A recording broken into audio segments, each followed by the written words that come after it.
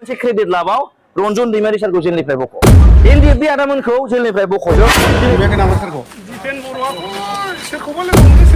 खुलुमबाय रायजोफोर आंनि जेके मोसार इउट्युब चेनेलाव नोंथांमोनखौ आंनि गोदान भिडिअ फिन जासिग्रोनानै आंनि गोदान भिडिअ नोंथांमोनखौ अननाय आरो सिबिनायजों जासिग्रोनाय थाबाय। नोंथांमोना आंनि गोदान भिडिअखौ जेनो नायलांजोबो जाहाथे स्किप खालामोबा नोंथांमोना मेन टपिकनि सोमोन्दै एबा भिडिअखौ बुजिनाय नङा। बेखायनो जाहाथे गासैखौबो नायलांजोबो आङो बेखौनो सिगांग्रो खावलायनाय थाबाय। जेन खोथाया आङो मोनसे टपिकनि सायाव नोंथांमोना आङो बेखेवना होनो सानदों। नोंथांमोनहा भिडिअखौ फुरायैनो नायलांजोबो आङो बेखौनो नोंथांमोनखौ खावलायनाय थाबाय। भिडिअआ ओरैबायदि जागोन जोबोद इम्पर्टेन्ट। आं बे भिडिअखौ नोंथांमोननि सिगाङाव आपडेट लाबोदों। नोंथांमोनहा भिडिअखौ फुरायैनो नायलांजोबो। जायफ्रा चेनेलाव गोदान चेनेलखौ साबस्क्राइब खालामनानै लाग्रो आङो बेखौनो सिगांग्रो खावलायनाय थाबाय। ना सोलिबाय थानाय माखासे एक्स एनडिएफबिफोरनि सायाव जेन गनायनि एबा केसखौ उइथड्र खालामनायनि स्वाधीन जोङो फ्रिडम थानो मोननायनि बेयाव सोलिगासिनो दङ। बेयाव जोंना मानगोनां बर' फरायसा आफादनि दिपेन बर' सारा जेनेबा गुवाहाटी हाइकर्टआव नायनायनि सोरखौबा नायनायनि आरो सुलुक लाहैनायनि खोथा बुंदों। अब्ला जोङो मोनसे भिडिअखौ नायनानै लाग्रो दिनि। बे भिडिअनि सायाव नोंथांमोनहा स्किप खालामाजासे भिडिअखौ नायलाङो। जोंना एम बाथा जोंना बिग्रायारि हानजानि जोंना बर' हारिनि थाखाय जांख्रिखांनाय एम बाथा सारा मैयानि गेजेराव क'क्राझार जोंना कर्टआव फैदोंमोन। बे कर्टनि गेजेराव जोंना माखासे सोंथि सोंनायनि गेजेरजों मा फोरमायदों अब्ला जोङो भिडिअखौ नायनानै लाग्रो दिनि।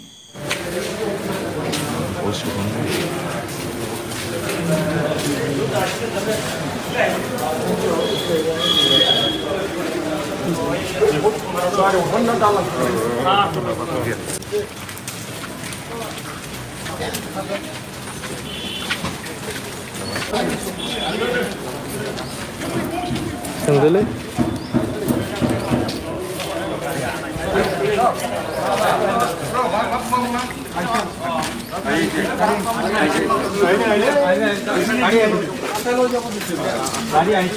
सार दिपेन बर'आ लोगो हमहैगोन ना हमहैयाखैमोन नोंसोरखौ?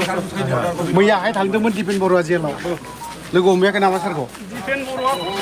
सोरखौबा लोगो हमदों सोरखौबा लोगो हमाखै जों कर्टआवमोन मैया।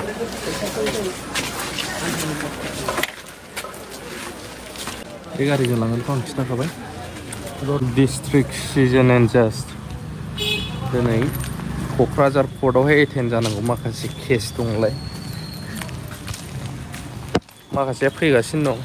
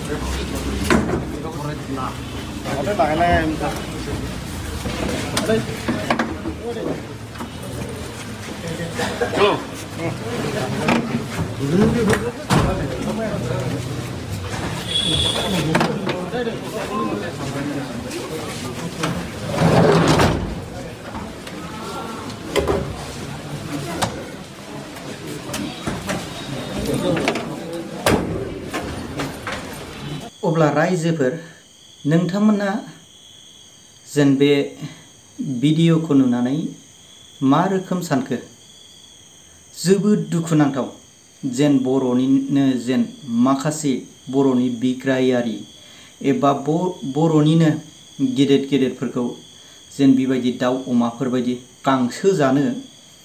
खानानै लांनाय बायदि लांनाया जोबोद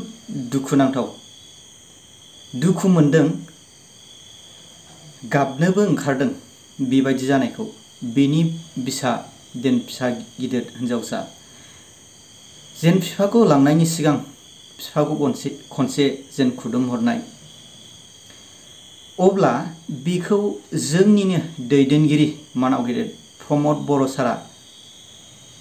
मा गोसोजों सहायनो हाखो बेखौ जेन बिसिनि दावहा नांनाय बिसिनि जेन इन्डिया सरकारजों जेन माखासे आर्म्सनि गेजेरजों जेन दावहा नांनाय बे दावहा नांनाय आरो बिसोरनि 34 years स्ट्रागल बेबायदि खालामनाय नङामोनबा दिनै बेबायदिसिम पजिशन अबेबा सिटआव जेन जिरायनो हानाय मोनसे गोहो थागौमोन नामा बे मोनसे कुइसन अब्ला जे बिसोरखौ गादबनानै बिसोरखौ मोनसे जेन'बा गोथौ हाखराव दोननानै गावजे गोजोन थासारियाव दिनै आं हारसिङै बेबायदि पजिशनाव थानो मोन्दों एबा चिफ CM जानो मोन्दों बे बाथ्राया बोरै मारै कुइसन रायजोफोर नोंथांमोना कमेन्टनि गेजेरजों फोरमायहरनो हागोन आरो बियो आं मोनसे बर' फरायसा थानाय आफादाव आं मोनसे MP MLA सोरनिबा EM GM खौ सोलायनो एबा लुगैसुला आखु आंनाव गैया बेबायदि बुंदोंमोन दिनै मा सोरनिबा जेनेबा सोरबा कर्टआव थानाय सोरबा जेनेबा एक्स NDB फोरनि थाखाय दिनैसिम खबर लाहैयाखै दिनैसिम सोरबाया जेनेबा रन्जन दैमारि सारा दा बेल मोनहां बे बेल मोनहांनि समाव जेनेबा सोरबायासो जेन माखासे गावसिनिनो जे एक्स NDB नि जे माखासे हानजाया बिसिनि सायाव गनायनि सायाव जेन खामानि मावगासिनो दं जेन सोरबायासो क्रेडिट लादों नै दा जेनेबा मानाव गेदेर दिपेन बर' सारजों CM प्रमद बर' सारजों दा मोनसे बिसोर सानैनि गेजेराव क्रेडिट लानाय सोलिलायगासिनो दं अब्ला रायजोफोर नोंथांमोनहा बिसोर सानैनि क्रेडिट लानायनि मोनसे कम्पिटिशन जानायाव मा बुंनो सानो रायजोफोर दा जुदि बिसोर गासैबो एक्स NDB फोरखौ जुदि गहोनो हायो अब्ला बिसोरनि रिहेबिलिटेशनखौ होनो हायो अब्ला नोंसोरनिनो मोजां जागोन अब्ला BTR सरकारा गोजोन फैगोन होननाया बेनो दा BTR सरकाराव दा गोजोन खौसे गैयै जुदि जायोब्ला मोनसे भिडिअखौ आं होनो सानदों नोंथांमोनहा नायलांबावनो हागोन जे मोनसे भिडिअनि सायाव जेन लैहोर गयारिया जेन'बा मा बुंदों बिनि सायाव नोंथांमोनहा नायलांदो गिबियावनो दिनै आं गोबाव समनि उनाव दिनै रायजो राजा नोंथांमोननि सिगाङाव माखासे बाथ्रा फोरमायना होनो होनना जों दिनै बे भिडिअखौ बानायनाय जादों दिनै बावैसो जों एसे सिगां जों क'क्राझार कर्टआव थांदोंमोन दा आदा सोंनाय बायदियैनो नंगौ जोंजों लोगोसे इउनिभार्सिटियाव फरायनाय स्टुडेन्ट जा साइन्स कलेजाव फरायनाय स्टुडेन्ट बिथांमोना मोनसे समाजनि मोजां खामानि मावनायनि थाखाय दिनै बिथांमोना कर्टनि केस जानांगौ बायध'था जानानै दङ मानोना जोङो बावैसो एक मास सिगां जेब्ला जोंनि BTR गभर्नमेन्टनिफ्राय जोंहा जोंनि चिरांनि मोनसे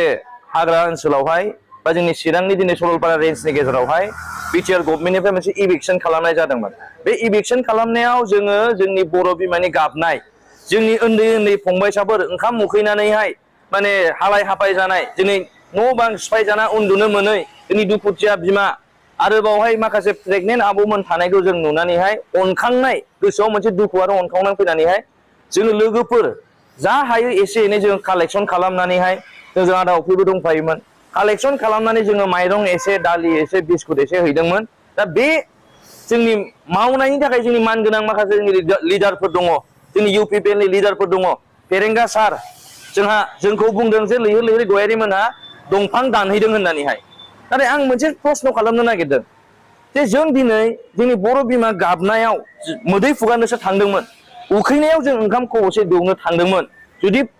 जोंनि UPPL गभर्नमेन्ट बा जोंनि फेरेंगा सारमोना रायजो राजानि मोजांखौ लुगैयोब्ला जों मोजां खामानि मावनायाव बिथांमोना मानो जोंखौ जेलाव सोनो थाखाय बिथांमोना जेरै जानानै दङ मा प्रमान होदों जों रायजो राजानो गावसोरनो बुङो जे जोंनि BTR आवहाय गोजोननाय फैबाय होननानैहाय गोजोननाय फैदोंब्ला जों इयुन जोलैनो मा फोरोंनो सानदों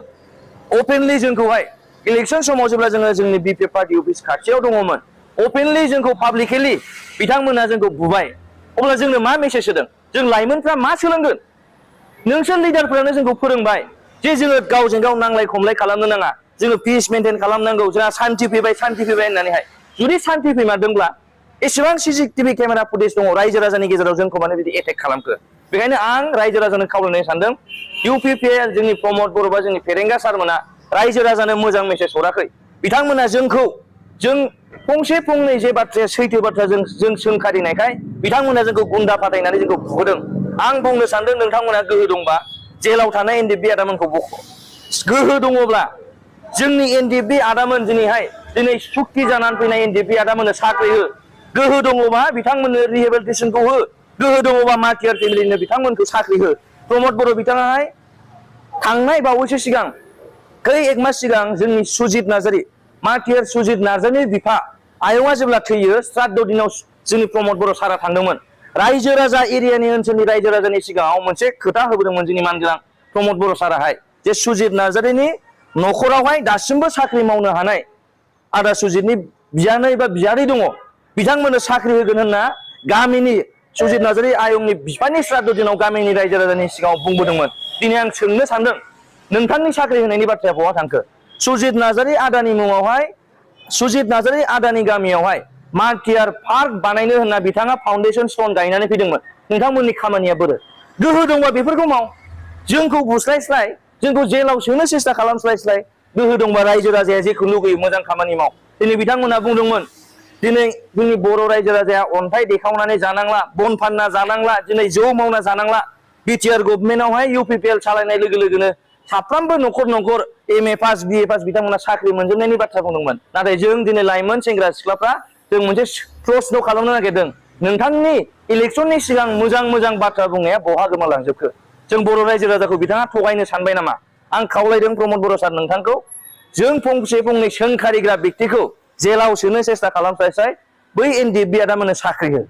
दुखुथिया न'खर जाय दिनै दुखुथिया बर' बिमा बिथांमोना बेसे खस्थ'जों सोलिगासिनो दं बिथांमोननो साख्रि हो नङा होमबा दा बेनो मोनसे प्रमान जे प्रमद बर'आ खुनुदिन जोंनि रायजो राजानि थाखाय मोजां खामानिखौ बिथाङा लुगैया जायनि थाखाय इलेक्सन खालामबाबो जोंखौल' खालामो बिथाङाहाय दिनै एनकाउन्टार खालामबाबो जोंनियाल' एनकाउन्टार खालामजानांगौ बे मोनसे प्रमान आरो बेनो मोनसे मेसेज रायजो राजानि सिगाङाव जे प्रमद बर' बिथाङाहाय माब्लाबाबो जोंनि बर' रायजो राजानि थाखाय मोजां खामानि मावगोनखौ जों नुनो मोनाखै आरो जेबायदि जोंनो मेसेज होगासिनो दं प्रमद बर' बिथाङाहाय दिनै बिटिआर सुक्तिनि गेजेरजों रायजो राजाया बेसे गोजोनदोंमोन उदालगुरियावहाय IIT फैसिगोन NIT फैगोन जोंनि मोनफ्रोमबो माहायबा गुबुन जिल्लायाव जोंहा मोजां डेभेलपमेन्टेल स्किम फैगोन होनना बेसेबां गोजोननाय मोन्दोंमोन रायजो राजायाहाय आदामोनाबोथ' गोजोनदोंमोन बिटिआर सुक्ति जाबा नाथाय बिटिआर सुक्ति जानानै दिनै 4 बोसोर बारलांबाय बबे मोनसे दफाया जाफुंखो बे जों लाइमोनफोरनि गोसोआव मोनसे गिख्रंनाय फैदों सुक्ति जानायनि उनावबो दिनैसिमबो माने NDFB आदामोना दासिमबो माने जेलाव दङ बे जोंनि मोनसे गिदिर प्रश्न ओंखायनो जों खावलायो रायजो राजाखौबो प्रमद बर'आ जे सासे जोंखौ थगायग्रा व्यक्ति बेखौ जोङो आरो खुनु प्रमान नांगौनि दरखार गैला गाव व्यक्तियानो प्रमद बर' बिथाङानो जों रायजो राजानो बिथाङा प्रमान होगासिनो दङ रायजो राजायानो मिथिगौ दिनै सासे सुबुङा जुदि 10 बोसोर जेल जादोंबा 10 बोसोरनि उनावहाय बिथाङा गखागोन दा बेबायदिनो बिथांमोनाबो बिथांमोननि टार्मसा जोब्बाय जेल जानांगौनि जे समायमोन बिथांमोना बे समायखौहाय जेलाव खाथेजोबनानै दिनै बिथांमोना टाइम फैबाय जे गनायनि सासे छात्रआ मेट्रिक पास जानो थाखाय क्लास 10 सिम फरायखांनानैसो मेट्रिक एग्जाम होनो हायो अब्ला जोङो मेट्रिक पास होननानै मिथिगौ दा बे आदामोनाबो जेलनिफ्राय गनो थाखाय सोरबा 8 बोसोर सोरबा 9 बोसोर थानांगौ दंमोन दा बिथांमोना 8-9 बोसोरखौ दिनै बिथांमोना फोजोबजोब्बाय जायनि थाखाय बिथांमोना गबोबाय नाथाय आंनि प्रश्नआ बेसो दिनै प्रमद बर' सारमोना दिनै मानो इसेबां खनले क्रेडिट लागासिनो दङ निउस मिडिया ओरैबायदि क्रेडिट लागासिनो दङ बेखायनो आं खावलायनो सानदों प्रमद बर' बिथांखौहाय आरोबाव नोंथाङा मोनसे क्रेडिट लाबाव रन्जन दैमारि सारखौ जेलनिफ्राय बख' NDFB आदामोनखौ जेलनिफ्राय बख'जोब दिनै बाथा सारमोनखौ जेलनिफ्राय बख' गोहो दङब्ला NDFB आदामोननो साख्रि होनानै क्रेडिट ला रायजोफोर नोंथांमोना जेन बे भिडिअनि सायाव मा रोखोम मोनदों भिडिअखौ जुदि बुजिदोंब्ला नोंथांमोना भिडिअनि सायाव कमेन्ट हरनो हागोन जेनो जोंनि बर' हारियाव मा रोखोम जालांगासिनो दं जेन बिथाङा फोरमायबाय आरो जोंनि बर'नि जेन नै दा दैदेनबाय थानाय सरकारा मा रोखोम खालामगासिनो दं अब्ला नोंथांमोना भिडिअनि गेजेरजों कमेन्ट फोरमायहरनो हागोन। आङो नोंथांमोननि कमेन्टखौ आङो नेनानै थाबाय। जय बर' हारि।